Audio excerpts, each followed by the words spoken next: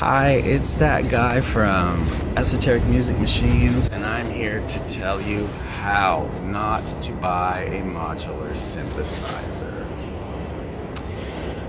Or maybe what I mean is how to not buy a modular synthesizer. That's really what I mean, because modular synthesis, it seems cool, it seems compelling, and if you're a certain kind of person, it seems very attractive because it's expensive, very complicated, and hard to understand.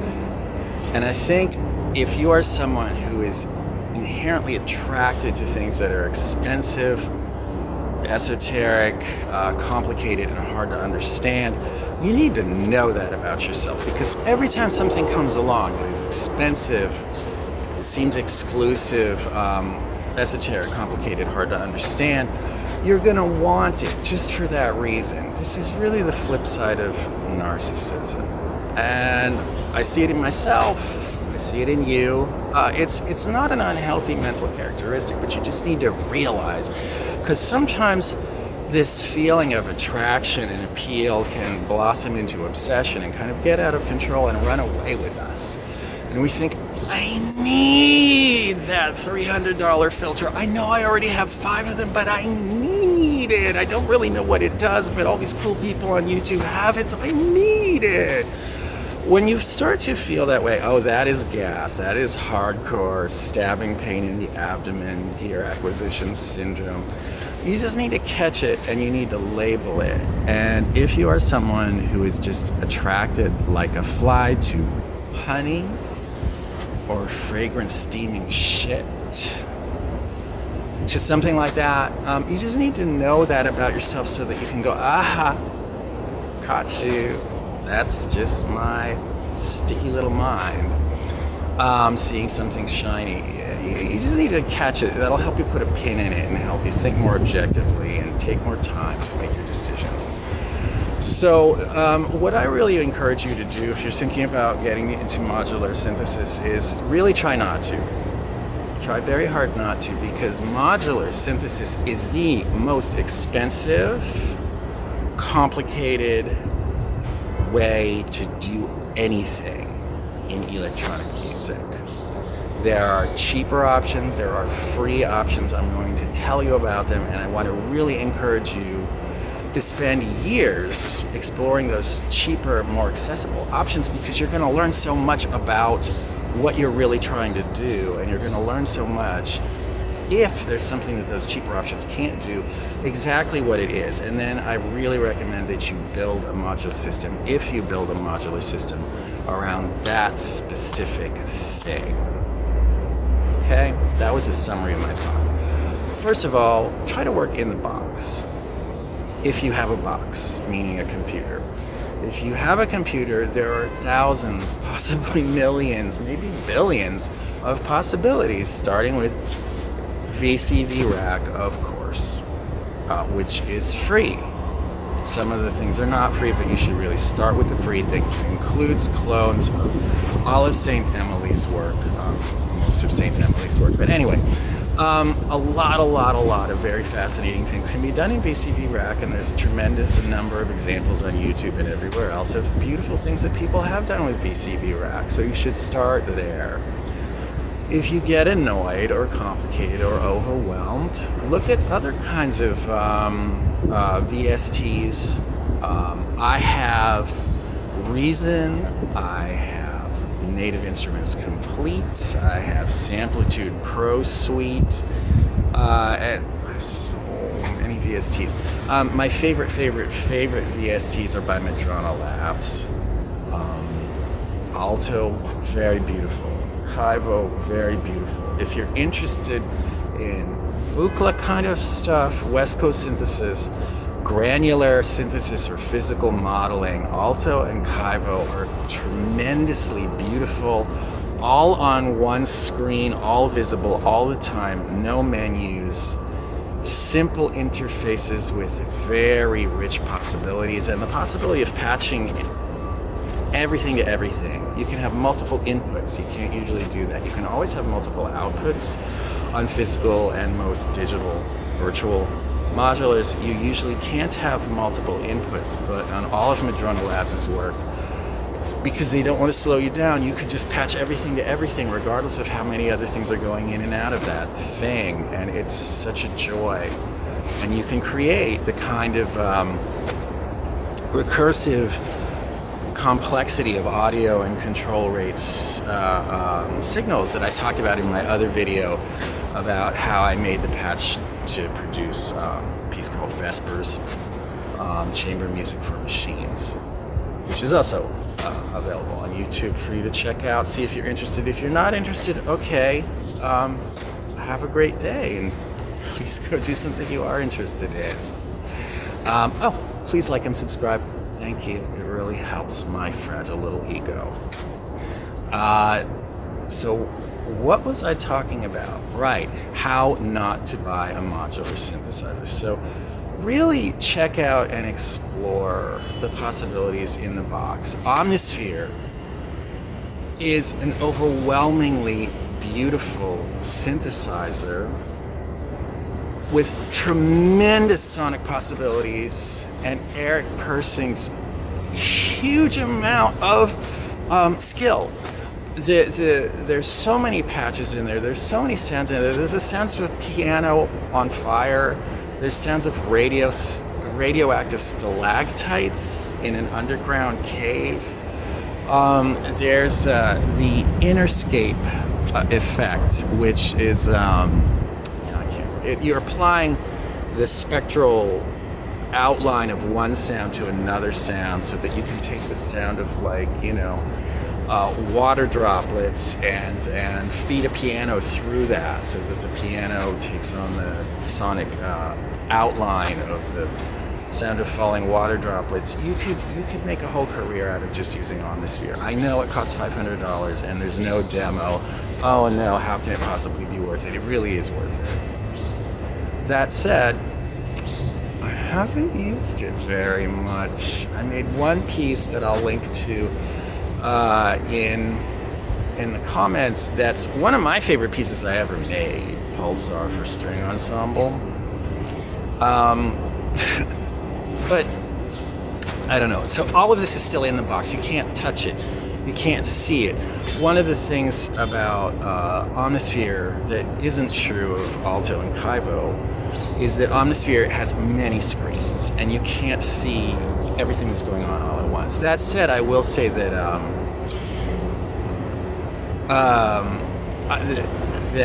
it does a great job of showing you visually the modulation that's happening and being able to sort of click on that modulation and modify it. It's a beautifully well thought out interface for a very, very complicated synthesizer that could not.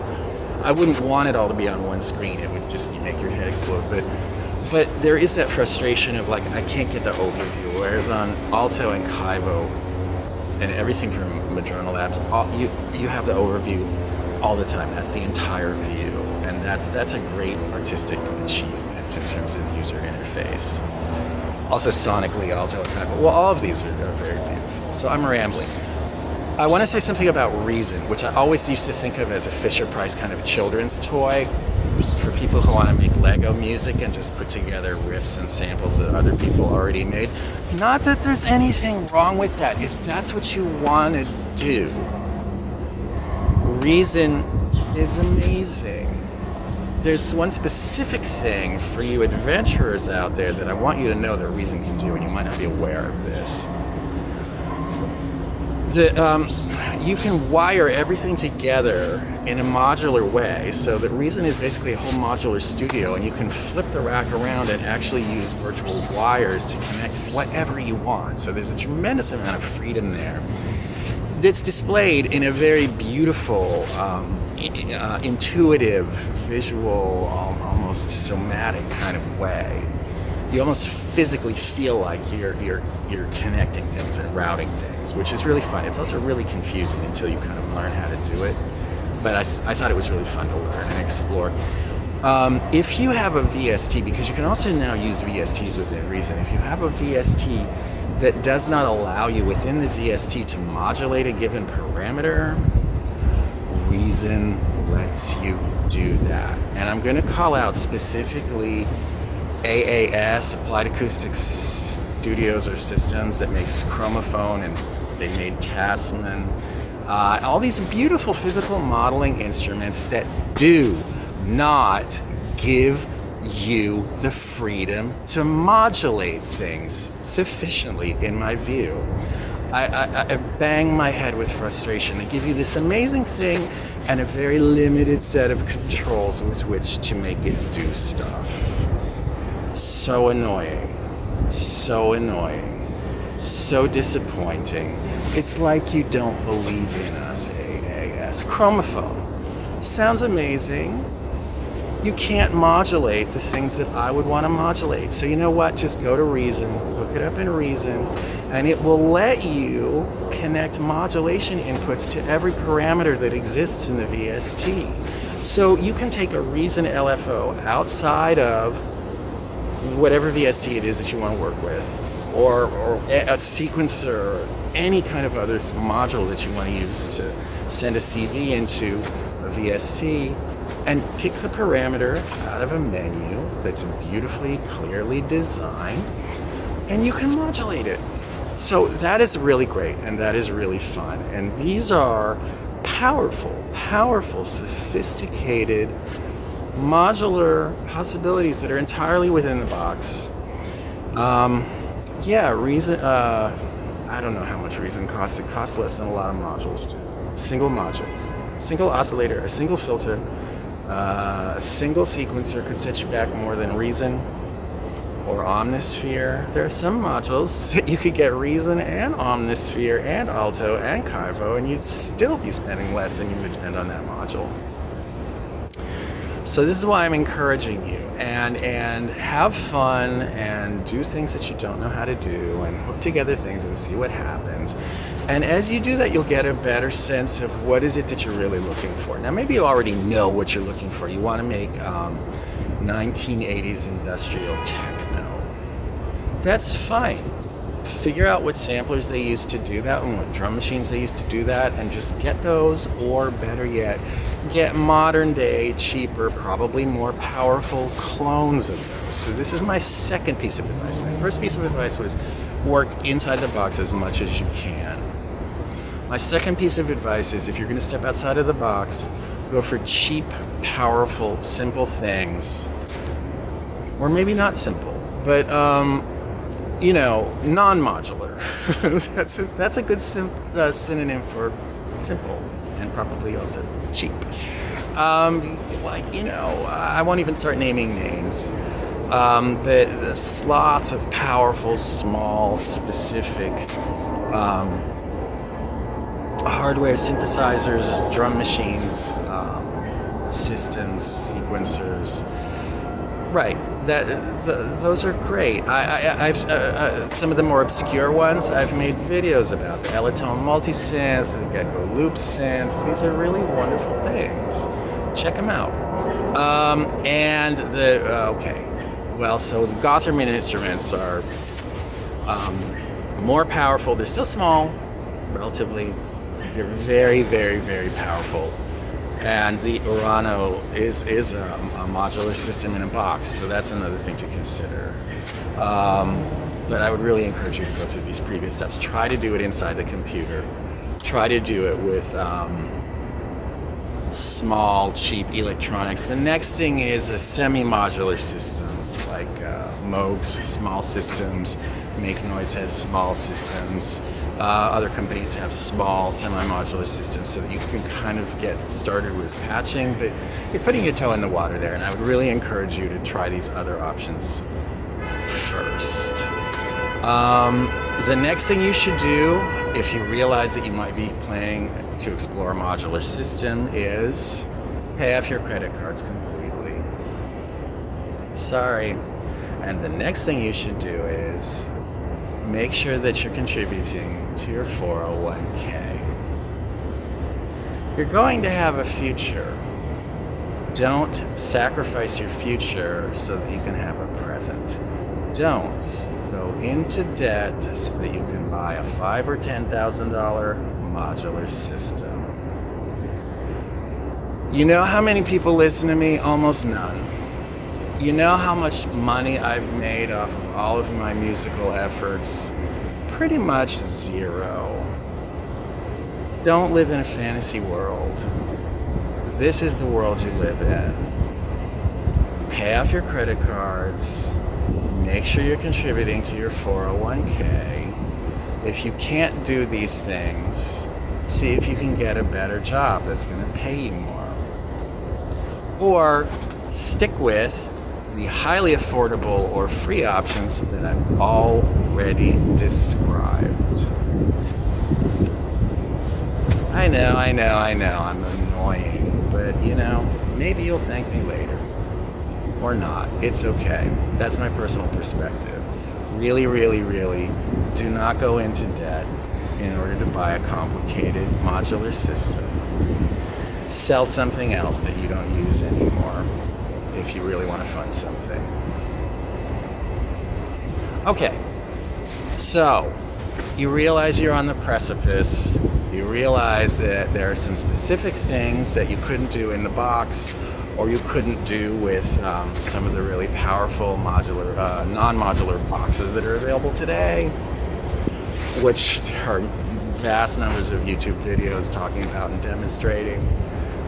What do you do now? You try to define the specific thing you want to do in modular. For my own case, it was recursive modulation, feedback, and chaos. So I really wanted to get a system that was built around and only built around those things, because I could not find a satisfying way to do that in software or in non-modular hardware. I could get some of the way there using the Gotherman tiny little deformer, and I'll probably go back to that, and now that I've learned more from my experience in modular, I might find richer treasures there. Another important point I want to make is that all of these explorations are going to inform each other. The things you learn by working in the box are going to give you a better understanding of working outside the box. The thing you learn with non-modular systems are going to give you a better understanding of how modular systems can work together. But really, in any hardware synthesizer, even complicated, expensive ones, they're going to have more stuff more cheaply, laid out in a more probably typical way than you would in a modular system. So if you can do what you're trying to do in a hardware synthesizer, even if it's an expensive and complicated one, even if it costs like $2,000, replicating a $2,000 hardware synthesizer in modular would probably cost $10,000, possibly more. Alto is a $99 VST, and replicating that in hardware, especially when you consider the fact that it has 4-part polyphony, which means that it clones the patch you just made, no matter how complicated it is, into 4 different layers, and they each have 4 different, completely independent sets of mutually recursively intermodulating signals flowing through them. So you can get beautiful polyrhythms and textures and amazing things. To do that in hardware would be like $100,000. I'm not kidding. So, and very difficult and a pain in the ass to use, whereas in Alto, it's like, how many voices do you want? Make it 4. That's amazing. Just a word to the wise, if you're exploring Alto, the Vox parameter is what you want to be using to make your voices all different from each other in beautiful, unfolding, unpredictable ways.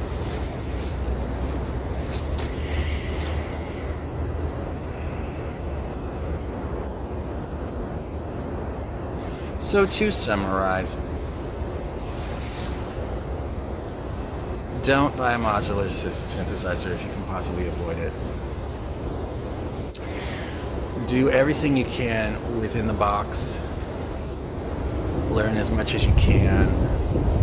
Do as much as you can cheaply or freely. Don't believe the hype. Oh, in the box, you get to try demos.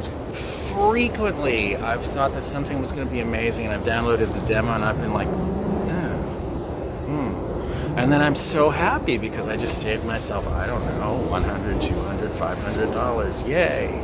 So try the demo and be skeptical and don't make quick decisions. Let yourself have thinking time. And try to do things for free. And then if you can't do things for free, do them for cheap. Any hardware synthesizer, little box, big box, is going to be cheaper and probably have much more powerful features than the equivalent would in modular. But if you really need to be able to patch together things your own way for specific reasons, which hopefully you've learned after this process of exploration that I've just strongly recommended to you, okay, plan a modular system and plan it around a specific purpose. I'm not going to give you further specific advice. I'm just going to give you rules and limitations that I've made for myself in putting my toe into this modular thing. I am only ever going to have one rack, one tip-top Mantis rack, and it's only for chaos and modules that support that, utility modules and rings. And I committed to the Iasko FML Bentley system because I felt it was really built for the kind of explorations that I wanted to do. And I was happy about that. And I've made a rule for myself that if I already have something within that system that I committed to, I'm not going to get a duplicate of it. I already have function generators within IFM, so I'm not going to get a maths, which the manual gave me migraines and I hate the interface and I'm never going to own a maths. I just can't stand it. So if you feel that way too, I validate you. If you love maths, that's great. You don't need my validation. You already know that you love it, so have fun. Rampage, Bifeco modules, you can use them for free in VCV Rack, and Rampage, I really like it. It's conceptually, intuitively accessible to me, and it was fun to use, and it kind of gave me a hint about what recursive modulation could be like. And you can make a VCV Rack for free that has 5 Rampages in it. You can make a rack that has 10 Rampages in it. That's one of the beautiful things about virtual modular systems. What do you want? How many of them do you want? You can have them all. That's really fun, so I'd encourage you to explore that. But like I said, with the Swoop module, I already have function generators in the IFM. I already have 2 oscillators in the IFM, so I have the complex oscillator covered, so I'm not going to get another oscillator. Is Sprott a filter? Maybe technically, but to get it to filter something, anyway. So I did allow myself to get another filter, the Geranalog Filter 8. But, and I don't have an envelope generator right now. I might get a Stages, but that would probably be it. So those are the kind of rules that have really helped me not get overwhelmed and not feel like, oh, but don't I need to add a sequencer and all these other flashy, complicated modules that are out there. I refuse to get anything that has a menu. Just make rules for yourself. Make limitations so that you don't just wander around in the wilderness and find that, you want one of everything. That's what I'm really encouraging you to avoid. To go in there with a little map and a specific limited set of objectives that you're trying to accomplish, and then stick to those. And having limitations is really great. I have added more modules to my system and then realized that I was doing cooler things when I had fewer modules. I've certainly made patches that had too many modules in them and too much spaghetti, and then when I've decided to restrict the number of modules I was going to use, that was a really helpful thing to me in my progress, development, and the succession of phases of